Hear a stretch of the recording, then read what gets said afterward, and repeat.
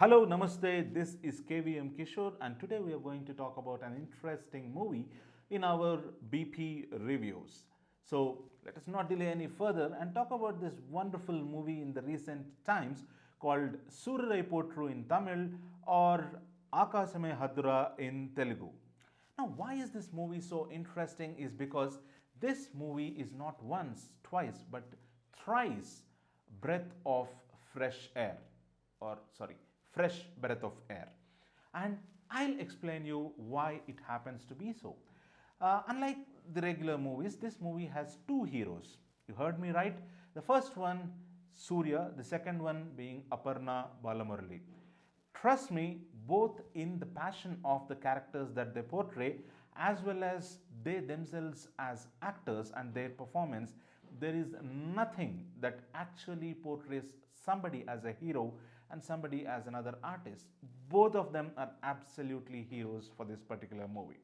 And moving on, why I call this fresh breath of air is because there are three reasons, like I told you earlier. The first one being that, unlike the regular movies, here is a movie where women are portrayed in a better manner, I would say. For example, unlike the regular way of portraying the heroine who is a damsel in distress, waiting for the hero to come like a prince on a winged bird and sweep her off her feet, this movie has a lot of individuality and identity to the character of the heroine. The heroine goes on to pursue her passion. This movie definitely does a lot of justice to women, portraying them in better light and showing that women do have the same level of conviction and determination to pursue their dreams. And that's the first fresh breath of air. Talking about the second fresh breath of air in this movie is the way success in business has been portrayed. You might have seen a countless number of movies where the success normally is denoted by the amount of money the hero ends up making and how flamboyant and how rich life he lives post he does a particular business. To make it very clear to you, you would have seen umpteen number of movies where the hero is kicked out of something and then he gets this determination to start a business. In the beginning of the song, he has a very small tea stall, but by the end of the song, imagine if this hero's name was something like Puliraja. By the end of this song, you will see everything from Puliraja Energy, Puliraja Batteries, Puliraja Chemicals, Puliraja Foundries, Puliraja Pharmaceuticals, to every damn thing named after Puliraja. But in this movie, business, both in the case of Aparna as well as in the case of Suriya, has been portrayed to be achieving success in terms of realizing that dream as a reality. A flight taking off is success for Suriya. A bakery that has been well established is all that means success for Aparna. And that's absolutely beautiful because success need not be measured always in the ROI that has been made, but also in terms of realizing that one dream that you have, which has been very well portrayed in this movie. Now, coming to the third and the last most important fresh breath of air in this movie is something that is so pleasant and positive for me. Now, you might have seen umpteen number of motivational talks. These are the traditional motivational stories that you hear every day on YouTube and other platforms where people talk about how they have been successful in their life while actually you don't even know about them. But all these stories typically have the same format where they talk and blame the entire world, how the world did not believe in them and how everybody opposed their ideas. My parents hated me when I wanted to do this. My siblings did not even want to talk to me. My dog even did not take biscuits from me. God, come on. If your friends even don't believe in you, then probably you have the wrong set of friends or your sales skills are really bad. So, this movie becomes a fresh breath of air where, starting from the family of both Suriya as well as Aparna to almost all the characters like friends as well as even the villagers who come from the same village as the hero end up supporting him. And that's a kind of positivity that we definitely need, especially in the life of an entrepreneur, if you really want to go ahead and achieve success. Not that negativity that everybody hates this idea, everybody opposes this idea, so I will hate them, or I will show them, I will prove them. Might not be the ideal way you would want to pursue your passion. So, these are the three brilliant things about this movie that actually portray the movie as a fresh breath of air. Now, apart from this, there are definitely some epic shots from a cinematography perspective, as well as the way some of the songs have been picturized.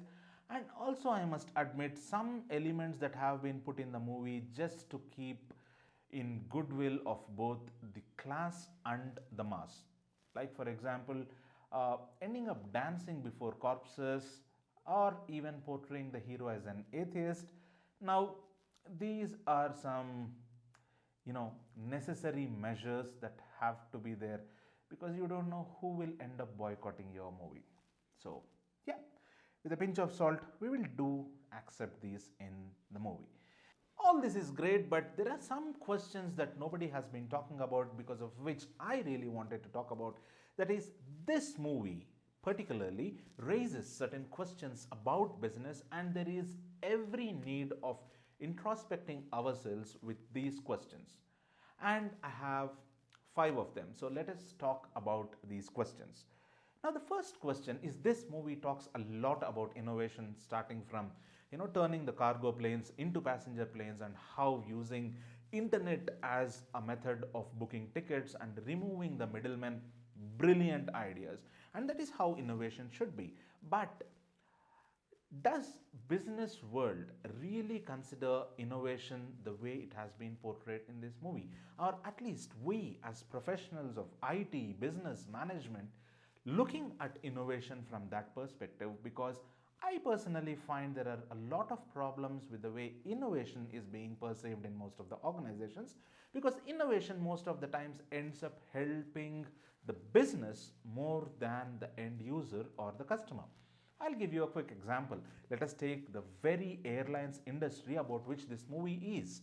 So, we have over the last 2-3 years seen a surge in terms of airlines adopting to something what we call as a web check-in, in which the customers are asked to do the check-in on their own and then proceed to boarding. Now, this has been portrayed to be an amazing innovation that helps you reduce, all those long queues to stand before you get a boarding pass. But in reality, that's not the case. What happens in reality is that this is applicable only when you are traveling without any check-in baggage. But in case you have a check-in baggage, you end up in a longer queue, and especially certain airlines have reduced their staff because there is web check-in in place, and so it becomes even more difficult for the end user to take that particular flight. And I have also seen staff forcing you, in fact I personally have been forced to collect the boarding pass by all means before you even come to the check-in counter. And so this I personally don't find as a great innovation, but is being portrayed as an innovation. And there are several such stories where things are being portrayed as innovation, but actually they are innovation for the business to function better than for the customer to have a great experience. Is that the kind of innovation are we perceiving? Is a question that everybody needs to introspect for themselves. Now, the second most important question that this movie raises is that this movie does subtly talk about the problems with bureaucracy and red tapeism, about how getting a license from the DGCA office is so damn difficult. And these things haven't been changing a lot in the times, irrespective of whatever government has been coming to power. And this is the biggest struggle for any entrepreneur to start the moment it has some kind of an association with the government. So the difficulties with bureaucracy are so much, I need not explain it much. For example, let us take the recent case that happened in Tuticorin, where a father and a son were taken into custody, and both of them died in the custody. Till date, probably after 7 or 8 months of this particular case, still we have nothing but a couple of officers being suspended. And it is an irony that people who represent these bureaucracy go around giving TED talks and motivational talks about how they have handled corruption, while in their own departments there is very little that they have been able to do. And that raises many important questions about how bureaucracy has not been really helping entrepreneurship. Though there are umpteen number of schemes announced every time for MSMEs to others, is really bureaucracy at the end of the day helping business? Is again an important question that still remains unanswered. Third, and the most important question that I have is, every time, does it take somebody like Suriya and a huge crew to create this amazing visual movie that you watch on a HD screen to finally accept that people within India or entrepreneurs within India or ideas that come from India also have value? Because what I see is that many a time something is branded as an Indian idea, automatically it is given a lesser preference. For example, look at all those jokes that have been made about Make in India, which was plainly a movement about helping Indian entrepreneurs. So, when you come across a fellow Indian or when you come across a friend of you who is trying to build something out of India, make something out of India the next time, be it a comedian who is struggling or be it somebody who is trying to create a small product with not all those amazing branding elements, probably you would have to encourage them. Now, this is where you should subscribe the channel and also encourage me as well. Fourth important question that this movie raises is, what is it that we are really doing for the poor? Now, this movie clearly portrays about the dreams or the aspirations or the fantasy of someone from a backward economy wanting to fly in the economy class. But this movie does show what happened in a particular period of time, but we all know that that never actually became a long-term reality. Soon after it, Air Deccan was acquired, and this particular dream of Captain Gopinath still remains a dream where the regular public might not have an opportunity to travel by an aircraft. And that is the status with many other things where an upper class or an upper segment of the economy gets to enjoy a variety of things, while something like very basic, for example, even healthcare becomes a forbidden apple for the poor. So, is business really helping poor? Is the fourth important question. Well, that brings me to the last and the most important question: who is the villain in your business, my business? And I would really want to talk about the Paresh in my business. So this movie definitely talks about or explicitly portrays the villain in the movie played by Paresh Rawal. Fair enough, we can understand what all that has happened in terms of competition, agreed. But I want to clearly raise an issue about, do we even really realize who exactly are the competition in our businesses, especially if you are a startup or an entrepreneur who has just started off? So my question is that today many of the legacy systems have been migrated to various other systems, saying that these are advanced systems. Fair enough. Once in a while, we also come across all these packages, tools and softwares which were otherwise very expensive to afford for a one-time price, right now being offered for a beautiful subscription model that fits into your pocket. Fair enough.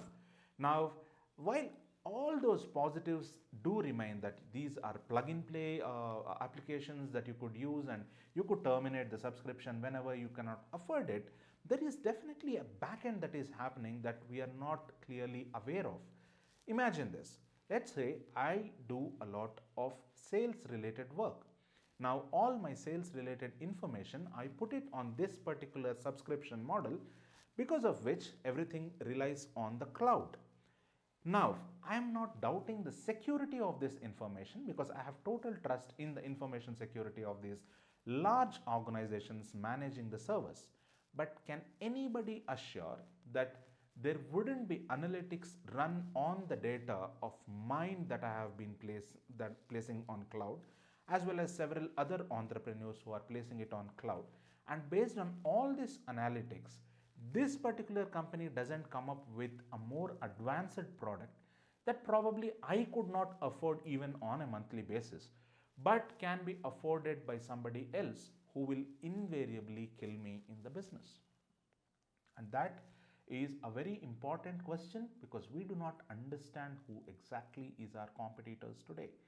So we have seen that about how social media platforms were able to kind of rig an election to even portray a place as a beautiful destination to tourists and at the same time as a place totally uninhabitable for the residents because of the political turmoil or some other reasons.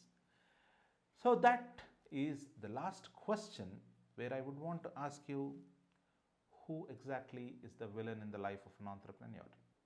Thank you so much. This is KVM signing off on BP Reviews. Catch you again soon on another interesting review of something from a business perspective. See you.